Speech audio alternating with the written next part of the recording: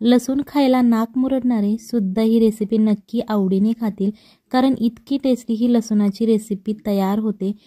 ही recipe करायला जास्त अवघड नाही आहे, सोपीच रेसिपी आहे। सगळ्यात पहिल्यांदा या रेसिपीसाठी आपल्याला इथे 2 चमचे लाल तिखट घ्यायचं आहे। हे लाल तिखट जे तुम्ही तुमच्या घरात वापरता ते घेऊ शकता। त्याच्यानंतर 3 ते 4 चमचे आपल्याला इथे पाणी घालायचं आहे। ते छान मिक्स करून घेतल्यानंतर 1 चमचा कॉर्नफ्लोअर घालायचा आहे। त्याच्यानंतर इथे आपल्याला 4 लसणाचे कांदे घ्यायचे आहेत आणि ते छान प्रकारे सोलून घ्यायचे आहे, जेणेकरून त्या लसणाच्या कांद्यावरची जी एक्स्ट्रा साल असते ती आपल्याला सगळी काढून घ्यायची आहेत। आणि अशा प्रकारे तुम्हाला हे लसूण स्वच्छ करून घ्यायचे आहेत, जेणेकरून रेसिपी करायला आपल्याला सोपं होईल। त्याच्यानंतर एक बाउल घ्यायचा आहे आणि त्यामध्ये आपल्याला हे 4 लसणाचे कांदे घालायचे आहेत। याच्यानंतर 2 ग्लास आपल्याला गरम पाणी घ्यायचं आहे आणि हे बाउलमध्ये आपल्याला ओतून घ्यायचं आहे, जेणेकरून असा बाउल तुम्हाला घ्यायचा आहे की पाणी ओतल्यानंतर लसूण छान प्रकारे त्यामध्ये डीप झाला पाहिजे। जर तुमचा लसूण वरती तरंगत असेल तर तुम्ही अशा प्रकारे झाकण ठेवू शकता, जेणेकरून ते लसूण पाण्याखाली राहतील। त्याच्यानंतर 10 ते 15 मिनिटानंतर तुम्हाला ते झाकण काढायचं आहे आणि झाकण काढल्यानंतर तुम्हाला दिसून येईल की लसूण थोडासा नरम झालेला असेल, जेणेकरून आपल्याला रेसिपी करायला सोपं जाईल। सो अशा प्रकारे लसूण आपल्याला थोडासा नरम करून घ्यायचा आहे, जास्त वेळ लागत नाही। कमी साहित्यात आणि कमी वेळात होणारी ही रेसिपी आहे। याच्यानंतर एका कढईमध्ये तेल घ्यायचं आहे। इथे तुम्ही कोणतेही तेल घेऊ शकता, जे तुम्ही रोज खातात ते तेल घेऊ शकता। त्याच्यानंतर तेल छान असं गरम करून घ्यायचं आहे आणि ते जे आपण लसूण घेतले होते ते यामध्ये आपल्याला घालायचे आहेत। मीडियम आचेवरती तुम्हाला हे लसूण यामध्ये फ्राय करायचे आहेत। व्हिडिओ आवडत असेल तर व्हिडिओ लाईक करा आणि जर तुम्ही चॅनलवरती नवीन असाल तर चॅनलला सबस्क्राईब करा, जेणेकरून येणाऱ्या नवनवीन व्हिडिओजचे अपडेट तुम्हाला लगेच मिळतील। लसूण हे आपल्या शरीरासाठी खूप आरोग्यदायी अशी ही भाजी आहे। लसूण जर तुम्ही जास्त खाल्लात तर तुमचं रक्त जाड होत नाही, कोलेस्ट्रॉल तुम्हाला वाढत नाही। सो ही लसणाची रेसिपी तुम्ही महिन्यातून किंवा 2 महिन्यातून एकदा करून खाल्लीत तरीही चालेल। आणि ज्या लोकांना लसूण आवडत नाही ते सुद्धा ही रेसिपी आवडीने खातील, इतकी टेस्टी आणि चविष्ट ही रेसिपी तयार होते। सो हे लसूण आपल्याला फ्राय करून घ्यायचे आहेत मीडियम आचेवरती, गोल्डन ब्राउन होईपर्यंत आपल्याला फ्राय करायचे आहे, जास्त एकदम करपवायचे नाहीत।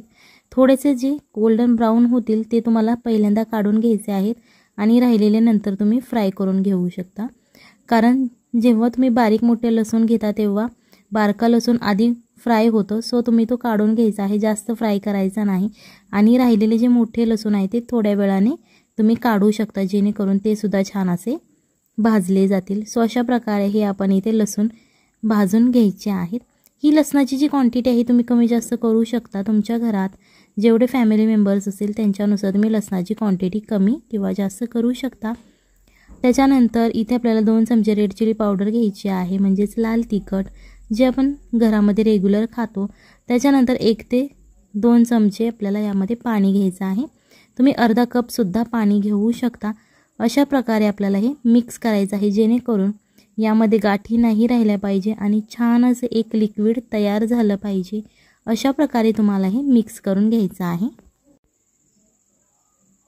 हे मिक्स करून झाल्यानंतर इथे आपल्याला 1 चमचा कॉर्नफ्लोअर घ्यायचा आहे, तुम्ही 2 चमचे सुद्धा यूज करू शकता। जर तुम्हाला कॉर्नफ्लोअर आवडत असेल तर तुम्ही जास्तचा घेतला तरीही चालेल, काहीच प्रॉब्लेम नाही आहे।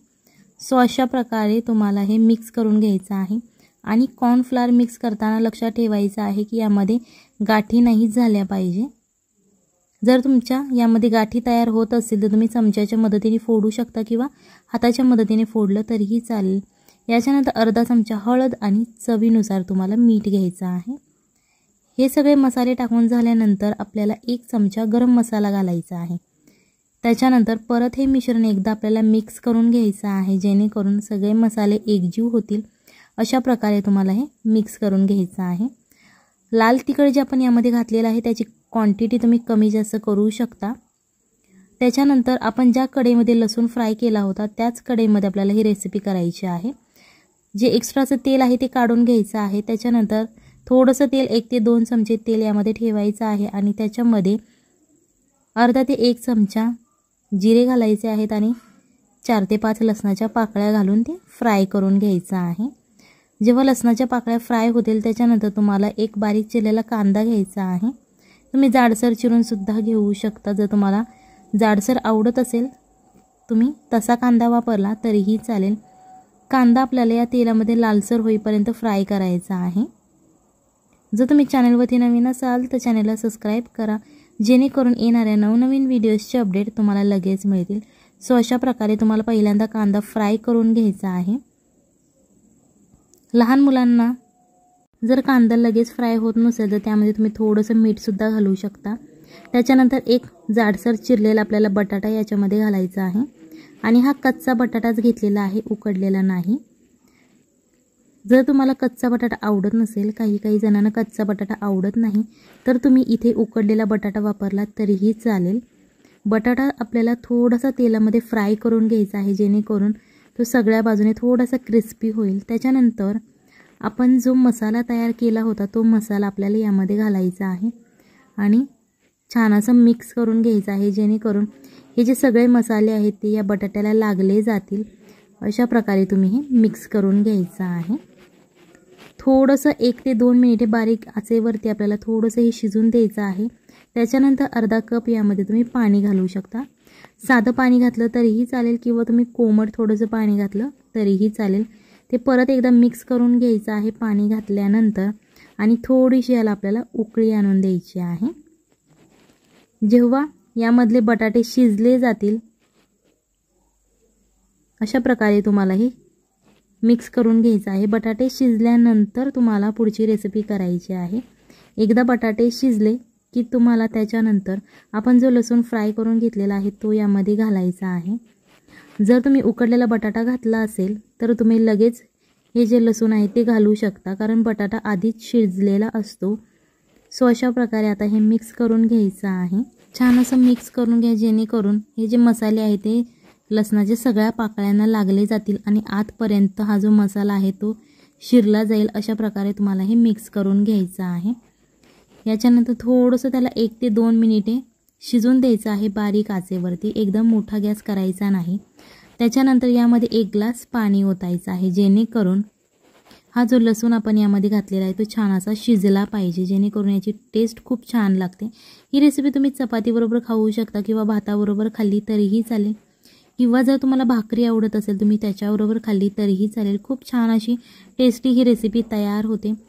सो हा एकदा का लसूण शिजला की त्याच्यानंतर तुम्ही ही रेसिपी सर्व करू शकता. ही रेसिपी एकदा नक्की घरी ट्राय करा. आपल्या फॅमिली मेंबर